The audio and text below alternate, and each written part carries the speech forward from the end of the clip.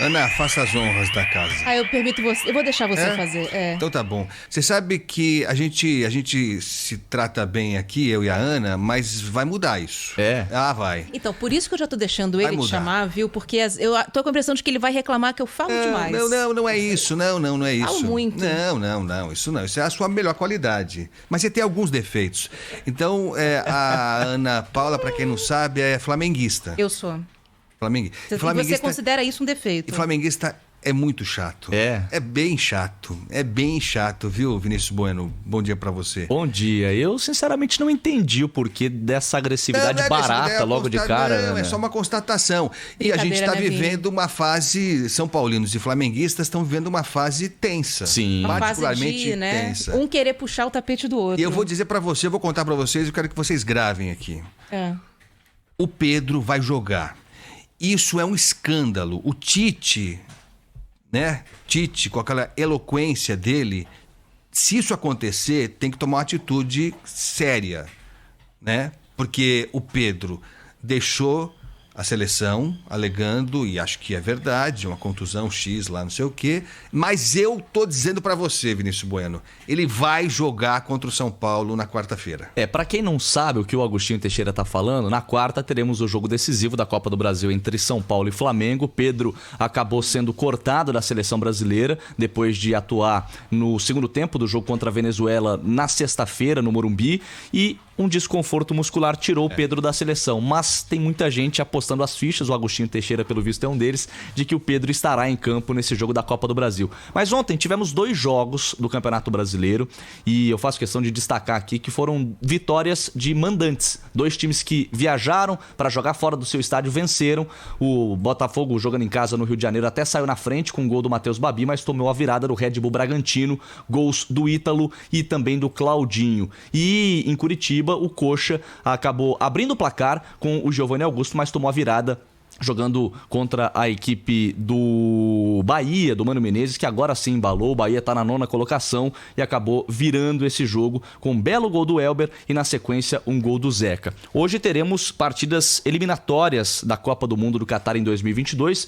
Teremos 5 jogos, né? São 10 seleções que disputam essas eliminatórias. O Brasil é o único time que está com 100% de aproveitamento, 3 vitórias em 3 jogos, mas precisa melhorar e muito futebol, né? A impressão deixada nesse jogo de sexta-feira contra a Venezuela não foi nada boa, e a dúvida em relação ao time titular para o jogo de hoje contra o Uruguai, às 8 horas da noite, no Estádio Centenário em Montevidéu. Tá no meio-campo o Alan, sentiu dores musculares. Se ele não tiver condições, o Arthur, ex-Grêmio e Barcelona, será o seu substituto. Se o Alan tiver condições, o time será o mesmo, com o Ederson no gol, Danilo, Marquinhos, Thiago Silva e Renan Lodge, meio-campo de Alan ou Arthur, Douglas Luiz e Everton Ribeiro, com trio de ataque tendo Gabriel Jesus, Firmino e Richarlison.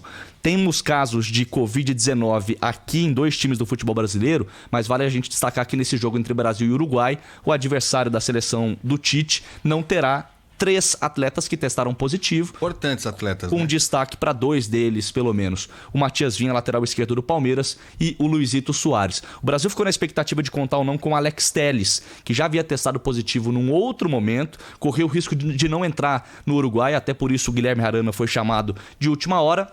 O Arana viajou, está à disposição, mas o Alex Telles testou negativo nesse último exame que foi feito, então ele está entre os relacionados para ficar no banco. E aí, quando eu digo de surto de times aqui no Brasil, eu faço questão de destacar Atlético Mineiro e Palmeiras, 2 times que têm pelo menos 9 casos já confirmados. O Galo joga amanhã contra o Atlético Paranaense pelo Campeonato Brasileiro. Dos 9 casos, só o Gabriel é jogador, zagueiro. O Sampaoli também testou positivo. Os outros 7 casos são de atletas da comissão técnica. E o Palmeiras vai divulgar daqui a pouquinho a lista oficial, até para definir quem viaja ou não para Fortaleza para o jogo de quarta contra o Ceará. Tá ficando feio, né? Porque a gente teve no final de semana o Santos completamente desfigurado, né? Quase um sub-17, né? Até surpreendeu, jogou muito até, né? Jogou Sim. muito contra o Internacional.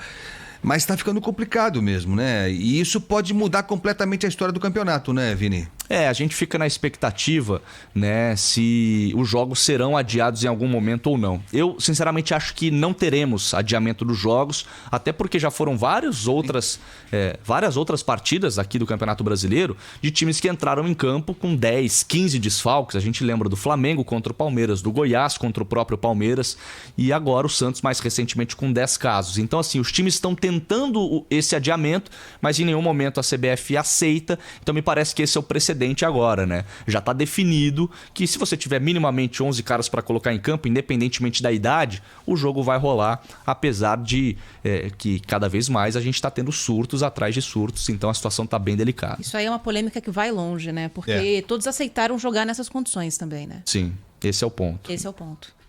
Valeu, Vini! Ótima terça-feira para todos Deixei nós. vocês falarem, todos viu? nós. Não briga comigo. E só para completar, o trio de arbitragem tá mantido, né, no jogo. Esse é um ponto curioso. O Flamengo chorou, esse é o termo que a gente diz, né? Olha, eu não quero esse árbitro aí porque ele já nos prejudicou num outro momento. Exato. A CBF manteve o trio de arbitragem. Acho que o Flamengo já sabia que não haveria alteração. Foi um Aquela pedido para básica, expor o árbitro e evidentemente que se ele tiver na dúvida, acho que ele vai criar um clima para você se beneficiar quando a bola estiver rolando. Sem dúvida alguma. Lógico, com cobertura total da Rádio Bandeirantes. Mandar um abraço pro seu xará Agostinho, que tá aqui no nosso WhatsApp falando isso aí, Agostinho. O flamenguista é chato igual corintiano. Não é. Não, igual corintiano jamais. É impossível. Valeu, Agostinho. Valeu, Vini. Valeu.